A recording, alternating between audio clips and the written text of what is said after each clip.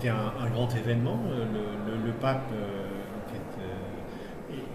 est allé donc devant le Parlement européen et devant le Conseil de l'Europe. Et moi, je peux dire, pour avoir vécu les deux moments, qu'il a fait de très bons discours et qu'il a été particulièrement ovationné au Parlement européen, où il a été interrompu 15 fois, applaudi abondamment et ovationné debout à la fin pendant 2 minutes.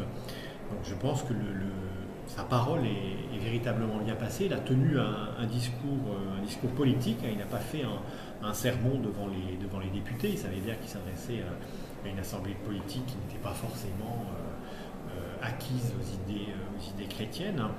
Et le cœur de son discours et de ses discours, c'est la dignité de l'homme. Et ça, je crois que c'est une exigence qu'on peut avoir, qu'on soit ou non croyant, la dignité transcendante de la personne humaine qui a, qu'elle soit chrétienne ou non, une vocation spirituelle.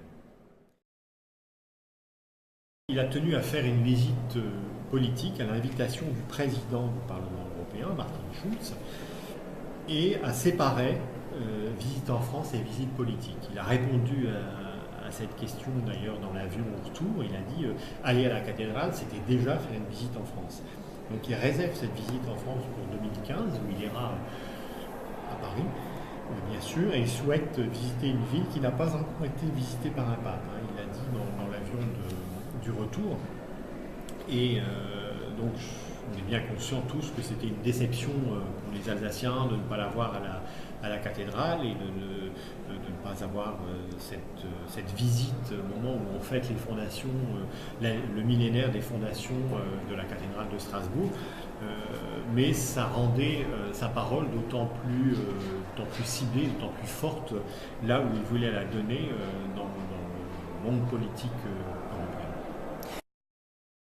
Alors moi je suis au Parlement à chaque session, c'est-à-dire c'est relativement bref puisque le Parlement n'est à Strasbourg qu'une fois par mois, du lundi après-midi au jeudi soir, on va dire. Donc trois petites journées par mois pour les sessions plénières, au moment où les députés votent les lois qui, soit dit en passant, déterminent par exemple en France 60% de notre législation nationale. Alors moi au Parlement je viens et je célèbre une messe à chaque mercredi de chaque session de 8h30 à 9h, il faut que ce soit très, très calé dans le temps. Une messe qui est fréquentée par une quarantaine de personnes, parfois un peu plus, parfois un peu moins, députés, assistants parlementaires et fonctionnaires.